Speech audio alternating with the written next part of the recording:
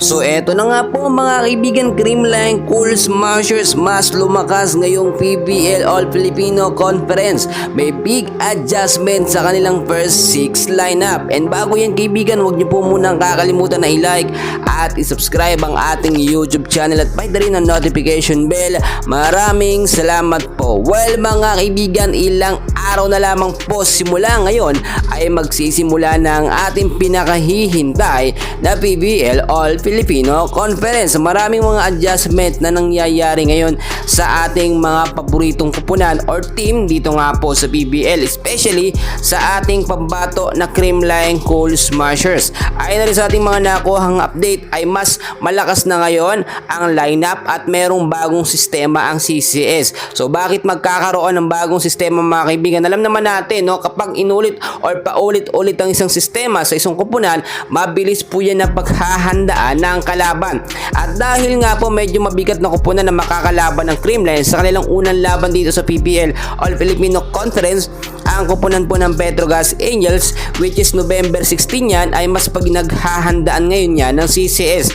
Ang first 6 lineup ng Creamline mga kaibigan, napasama or kasama dyan etong si Alyssa Valdez, which is kumpirmadong maglalaro. So paano natin na-kumpirma mga kaibigan? Nakita nyo naman so far nung nagkaroon po ng friendly game kontra nga po sa kupunan ng Taipei etong CCS, and so far ang ganda at nasa kondisyon na etong si Alyssa Valdez. Si Tots Carlos kasama rin po mga kaibigan sa first 6 lineup ng Creamline. Kasama rin dyan si Gemma Galaces, si Kyle Negrito, which is kung titignan po ninyo yung ibang mga star player ng Creamline mga kaibigan ay gagawin mo ng reserve player, tulad na lamang po itong si Michelle Gumabaw, si Bernadette Pons, posibleng magpalitan sila nitong si Gemma Galasa. At kung titignan nyo mga kaibigan, hindi mababasa ng kalaban o ng Petrogas Angels ang magiging unang laban nila dahil sa panibagong sistema ni Coach Sherwin Meneses. Alam naman natin mga kaibigan, sobrang kabang-abang ito dahil nga po si Valdez, ang penomang kapitana ng Creamline, ay muling magbabalik.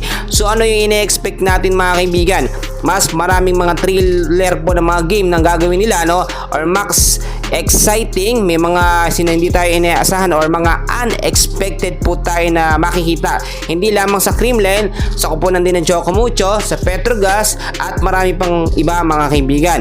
So ang pinaka the best na ating gagawin dito mga kaibigan ay tignan natin yung sistema ng Creamline, which is may kukumpara nyo yan, no, sa last na PBL mga kaibigan, which is nakita naman natin hindi nakapaglaro si Valdez at etong si Tots Carlos. Ngayon magkakaroon ng adjustment pero mabilis lamang maaayos yan dahil may chemistry na yung mga player po na yan, no? Tulad na lamang po ni Gemma at huling nakahabol pa no last PBL nakapaglaro, and so far gagamit din ng husto. So yun lamang update natin, short lamang mga kaibigan, ilang araw na lang, konting tiis na lang at magsisimula na ang PBL. Huwag kalimutan na i-like at i-subscribe ang ating channel. Maraming salamat po.